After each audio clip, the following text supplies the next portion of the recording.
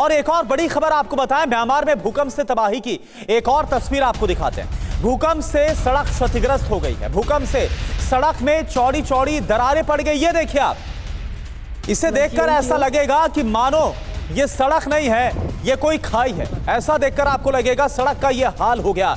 ये मंजर आपको नजर आ रहा है। ये देखिए, सड़क पूरी तरह से फट गई और वहां पर एक खाई नुमा जगह बन गई है। यह हश्र हो गया और इससे आप समझ सकते हैं कि भूकंप किस कदर आया। सड़क पूरी तरह से तबाह हो गई है। इमारतों का क्या हाल हुआ होगा। और जहां पर भी अभी कैमरा पहुंच रहा है, संवाददाता पहुंच रहे हैं, वहां से जो तस्वीरें सामने आ रही हैं वो वाकई में दिल दहला देने वाली है। और देखिए, म्यांमार से एक और तस्वीर सामने आई है। नेपिता में सड़क टूटी हुई नजर आई। भूकंप से सड़क पर दरार आ गई, जिसकी तस्वीरें देखिए सामने आई हैं। टूटी हुई सड़क की वजह से गाड़ियां फंस गई। इन गाड़ियों को निकाला जा रहा है। 28 मार्च 2025 को म्यांमार में जो भूकंप आया, उसके बाद सड़कों का क्या हाल है, इन तस्वीरों से साफ पता चल रहा है।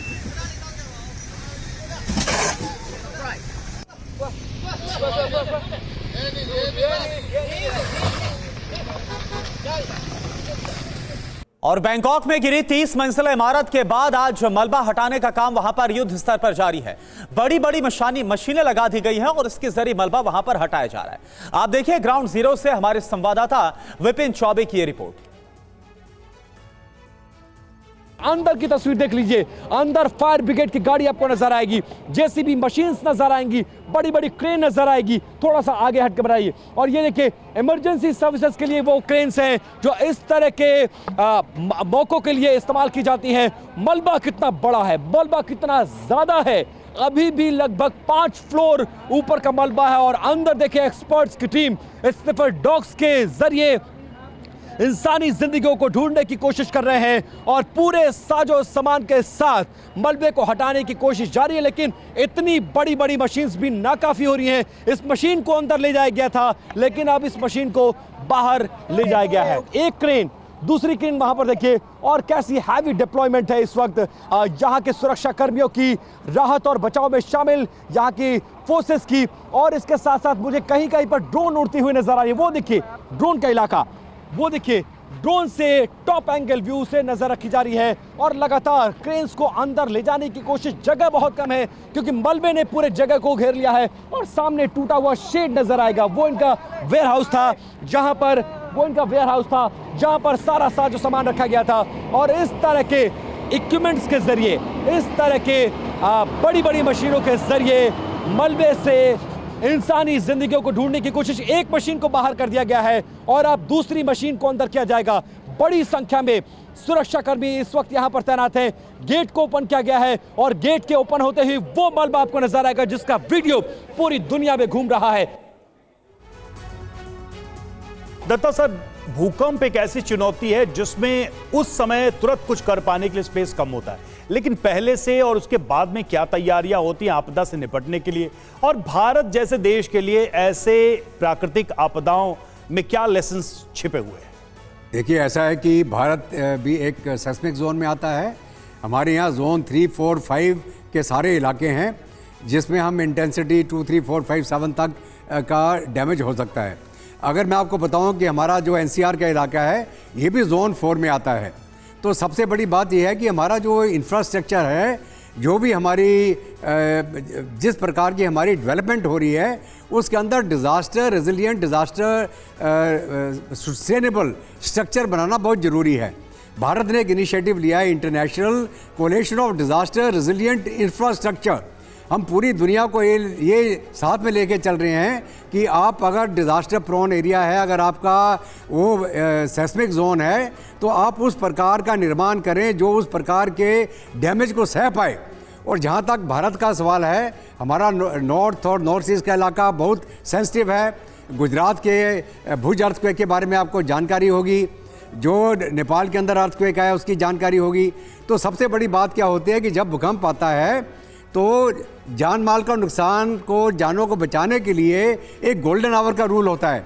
जो आदमी मलबे के अंदर दब गया, अगर आप उसको 1-2 घंटे के अंदर नहीं बचा पाएंगे, अगर वो किसी कारण से ब्लीडिंग हो रहा है, कुछ हो रहा है, तो बाद में जिंदा नहीं बचेगा। लेकिन अगर कोई जिंदा आदमी दबा हुआ है, उसका कोई वाइटल ऑर्गन इफेक्ट नहीं हुआ है, तो 10-10 दिन के बाद भी हमने लोगों को रेस्क्यू किया है। मैं अगर आपको नेपाल का उदाहरण दूं, नेपाल के अंदर जो गवर्नमेंट के आंकड़े 5,500 वीके दत्ता सर, उम्मीदें तो कम हो रही है, लेकिन उम्मीदें अभी भी है कि हो सकता है इन मलबों में कोई जिंदा बचा हो। आनंद शर्मा जी, मैं आपसे एक बात जानना चाहूंगा, भारत हो या फिर भारत के पड़ोसी, बीते कुछ वक्त में हम लगातार बहुत फ्रीक्वेंसी देख रहे हैं कि भूकंप के झटके महसूस किए जा रहे हैं। क्या किसी बड़े खतरे की तरफ इंडिकेशन है क्या ये? देखिए, दो तरह के कंसेप्ट हैं। एक है कि यदि छोटे छोटे अर्थक्वेक आते हैं तो कुछ वैज्ञानिकों का मानना है कि एनर्जी रिलीज होती रहती है और बड़ा नहीं आने वाला है। हाँ। पर वहीं दूसरे एक अपोजिट थियरी है कि भाई छोटे छोटे आ रहे हैं तो वो आपको एक इंडिकेशन दे रहे हैं कि बड़ा भी अर्थक्वेक आ सकता है। तो मगर कोई क्लियर साइंस इसमें नहीं है, इसलिए कहना बड़ा मुश्किल है। मगर हाँ, ये तय है, आपको हम लोगों की हिस्ट्री मालूम है, इंडिया की हम बात कर लें या किसी भी एरिया की, इवन म्यांमार की, जब आपकी साइस्मिक हिस्ट्री आप देखेंगे तो पता चल रहा है कि भाई आप कहते हैं अर्थक्वेक प्रोन रीजन में हैं और वहाँ बड़े बड़े अर्थक्वेक आ चुके हैं। इंडिया में भी आप देखेंगे तो हिमालयस में 7, आपका 1905 में शायद पालमपुर धर्मशाला के आसपास बहुत बड़ा अर्थक्वेक आया था, और नेपाल, बिहार उसमें भी आ चुके हैं। तो ये सब इंडिकेशंस हैं। भारत में भी कई बड़े भूकंप के झटके महसूस किए गए, भूकंप की घटनाएं आई हैं, उन पर हम आगे चर्चा करेंगे। विपिन इस वक्त हमारे साथ जुड़ चुके हैं, सीधे उनके पास हम चलते हैं। विपिन हमारे साथ इस वक्त बैंकॉक से मौजूद है। विपिन, कहाँ मौजूद हैं आप और अभी तक क्या जानकारी मिली है? जो विनाश हुआ है उसको लेकर आंकड़े क्या कह रहे हैं? रवि, देखिए, जो हमें जानकारी मिल रही है कि बैंकॉक में अकेले मरने वालों का आंकड़ा सैकड़ों के पार जा सकता है। हालांकि डेड बॉडीज अभी 8 से 9 लोगों की बरामद हुई है, और लेकिन मैं अब उस जगह को बदलकर एक दूसरी जगह आ गया हूं। और आपने कल वीडियोस में देखा होगा रवि कि एक बिल्डिंग की हाई राइज बिल्डिंग है, उस हाई राइज बिल्डिंग के लगभग 20वें फ्लोर पे स्विमिंग पूल है, और वो बिल्डिंग इस तरह से हिल रही थी कि स्विमिंग पूल से पूरा पानी गिर रहा था। अब देखिए, हम उस बिल्डिंग पे पहुंच गए हैं, उस बिल्डिंग के ठीक नीचे खड़े हैं, और अगला हिस्सा जो निकला हुआ हिस्सा है वो उसी स्विमिंग पूल का हिस्सा है। और लगातार दिखाते रहिए उस तस्वीर को, इसी स्विमिंग पूल से, मतलब यही बिल्डिंग पूरी इस तरह से हिल रही थी, और हिलते हुए बिल्डिंग से स्विमिंग पूल का पूरा पानी जमीन पर आ रहा था। और देखिए, अभी भी आप देखेंगे कि लोग, अंदर रहने वाले लोग इस बिल्डिंग को खाली करके नीचे आकर खड़े हैं। हिम्मत नहीं हो रही है उस कल का मंजर देखने के बाद कि अगर खुदा ना खास्ता इस बिल्डिंग को कोई नुकसान पहुंचता तो फिर क्या मंजर होता। और आप सोचिए, हाई राइज बिल्डिंग लगभग 50 मंजिला यह इमारत है, और अगर इसमें कोई टूट फूट होती या बिल्डिंग डिस्ट्रक्शन होता तो फिर क्या स्थिति बन जाती। ये बहुत बड़ी बात है। हम ये दिखाने की कोशिश कर रहे हैं कि अभी भी हालात कैसे हैं, और उसके बाद लोग डरे सहमे हैं। डिस्ट्रक्शन वाली साइड पर तो इंपैक्ट है, यानी बैंकॉक के बाकी इलाकों में भी इसका इंपैक्ट है, और ये बिल्डिंग उसकी गवाही दे रही है। ये वही बिल्डिंग है जिसके स्विमिंग पूल से पानी गिर रहा था, और पूरी बिल्डिंग इस तरह से हिलती नजर आ रही थी। हालांकि अच्छी बात यह है कि यहां पर कोई कैजुअलिटी नहीं हुई, कोई टूट फूट नहीं हुई, बिल्डिंग को नुकसान नहीं पहुंचा, लेकिन ये जरूर है कि इंपैक्ट था और लोग नाराज हैं। बिल्कुल, शुक्रिया आपका, बहुत बहुत शुक्रिया इस पूरी जानकारी के लिए, ग्राउंड जीरो से क्या सिचुएशन बताने के लिए। और जैसा विपिन हमें बता रहे हैं कि जो आंकड़ा है वो बैंकॉक में भी, थाईलैंड में भी सैकड़ों में जा सकता है। और आप देखिए, ज्योतिष अभिज्ञ आनंद ने म्यांमार रीजन में बड़े भूकंप की भविष्यवाणी पहले ही कर दी थी। उन्होंने भूकंप की भविष्यवाणी को लेकर 1 मार्च को एक वीडियो बनाया था। ज्योतिष अभिज्ञ आनंद से TV9 ने बात की है, आप सुनिए। जब आप ये गणना कर रहे थे 1 मार्च को, 2 मार्च को जो आपने वीडियो बनाया है, उसमें आपने क्या, जितना अभी तबाही हुई है, जितना अभी लोगों के जान जाने की बात आ रही है, जितना अभी नुकसान हुआ है, क्या उसी तरह की आपने गणना की थी, या फिर आपने बताया था कि इस तरह का भूकंप आएगा, तीव्रता कम ज्यादा हो सकती है और नुकसान हो सकता है? वो डिटेल क्या है उसमें, जरा ये बताइए। So मैंने बोला था clearly, I'm quoting my words in the video, there will be a significant major earthquake. आपने ये तो बताया उस वीडियो में कि ये वाला जो शॉक है वो आने वाला है, भूकंप आने वाला है 7.7, लेकिन हमने ऐसा देखा है इतिहास में भी और रिसेंटली जो घटनाएं हुई हैं उनमें भी कि एक भूकंप जब आता है तो उसके बाद छोटे छोटे आफ्टर शॉक्स आते हैं। क्या इसको लेकर भी आपकी कोई जानकारी है, या ज्योतिष के हिसाब से जो आपने गणना की है वो भी कुछ इशारा कर रही है? सोर Definitely. There is a very strong possibility of significant aftershocks. Since the next whole paksha is quite seismically active.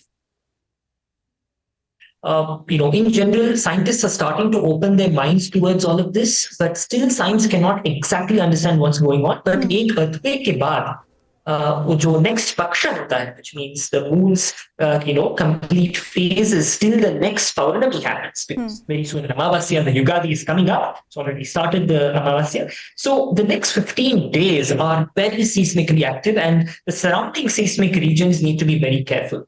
अच्छा, तो क्या So, इसका कोई I'm ग्रहण still से भी yet to- ताल्लुक है अभिज्ञ? क्या इस भूकंप का ग्रहण से भी कोई रिश्ता है? टू एन एक्सटेंट है, पर प्राइमरीली ये जो है ये Chaitra Shukla Pratipad of the previous year को हम स्टडी करते हैं, stage 1. Stage 2 we study the previous Pournamis before an earthquake occurs. We also study previous conjunctions between Moon, Mars and Saturn. So ये 3 फैक्टर्स करके हम एक डेट को ट्रायंगुलेट करते हैं कि ठीक है, इस डेट में इतना फैक्टर सीमित हुआ है और इस डेट में इतना हुआ है. So we bring everything together and finally we have an analysis of saying, okay, this date is going to have the highest probability of an earthquake.